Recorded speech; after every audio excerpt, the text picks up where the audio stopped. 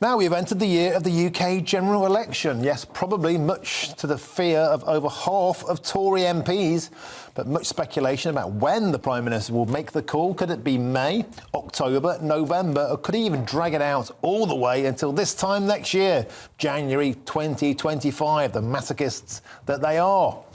But regardless, it's certainly going to be a big few months for the Prime Minister, who is facing the public today.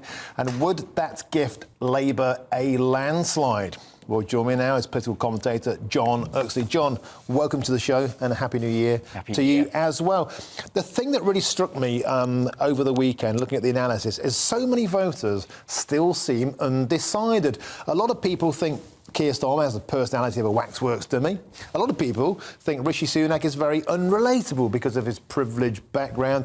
Does that mean everyone at the moment is thinking this is looking like a shoe-in for Starmer, potentially even a Blair-style landslide? Could there be a bit more volatility than perhaps we think? Well, we always know that politics can change, and it can change very quickly sometimes. You know, we saw that in the change from Theresa May to Boris Johnson. We've seen it go the other way when Boris Johnson, towards the end of his term and through Liz Truss. And particularly when the parties start campaigning, that's when a lot of people who don't think about politics a lot suddenly are thinking, actually, who do I want to vote for? Who do I want to be in charge?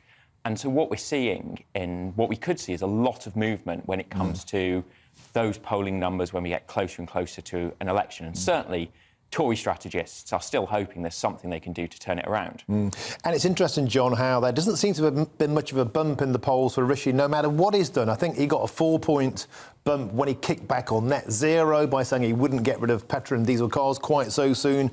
But it seems pretty flat. Could there, though, be a lifeline in the form of a dramatic tax cut, something quite conservative, actually stopping the boats? Could there still be an opportunity, or do you think all of the polls are suggesting it's looking like a Labour election win in 2024?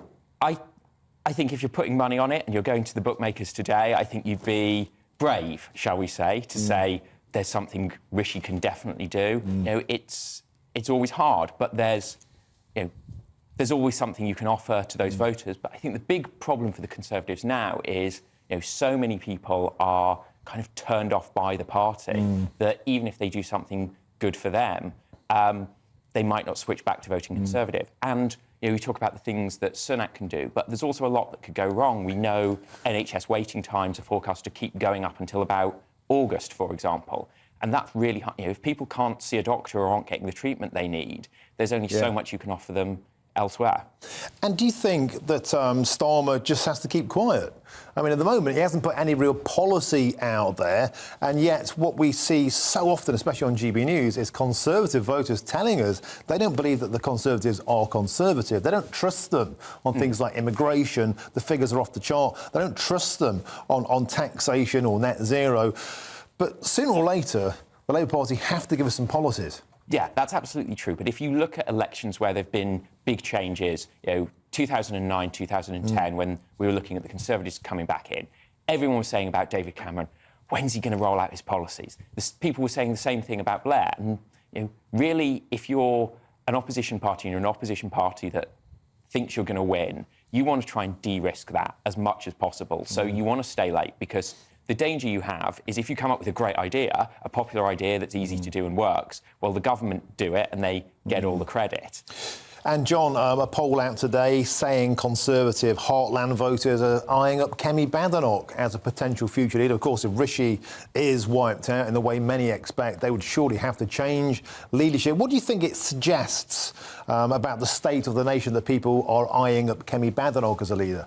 I think it's a really interesting choice. She sort of came from nowhere in the last leadership election, was very popular with grassroots members. She's someone who, I think voices quite well a lot of the things that Conservatives are frustrated about, but also, has a broader appeal than some of the right-wing figures. She's popular across the party. And I think it's a real and a really interesting change that potentially we could have a black woman as leader of the Conservative Party, while Labour have another white man as Prime Minister, potentially. Yeah. Now, it's only one poll, but you are right to say that she got 38% of the vote versus 14% for Suella Braverman, who's much more of a kind of right-wing, red meat candidate. But elections tend to be won in the middle. But a lot of people are saying that what the Tory party needs is this forest fire in 2024. It needs a deep, hard reset, just like it did over Brexit, when Boris came in and got the party back on track away from the Theresa May years. And voters have very short memories. So, with a new leader, with a new direction, the Tories never write them off. No, absolutely. And if I'd come on here the day after the election in 2019 and said, in 5 years' time, we're going to be talking about, will Labour have a 200-seat majority? Or nobody would have believed you. You'd have carted me off and sent me to a doctor. And Labour is going to be in a difficult position when they come into power. There's not a huge amount, there's not a massive pot of money waiting to be spent. There's not massive tax cuts. A lot of the problems around immigration are going to be just as hard for them as they are for Rishi Sunak. So we could see a lot of volatility. We've kind of got used over the last few decades of this idea that a party comes in and they're in charge for sort of 15 years and then they run out of steam. But there's no reason why we couldn't move to an era of politics where you see these big swings each election. And if you have someone who is leading the Conservative Party, who is popular, who is fighting Labour, but also is really smart at building an organisation and really laying the groundwork for success, you never know what could happen in 2027, 28, where we're suddenly saying, actually, no, there's going to be a 15% swing back to the Conservative Party. Yep. Superb stuff. John Oxley, excellent analysis as ever. We'll get you back on for sure, and a Happy New Year to you.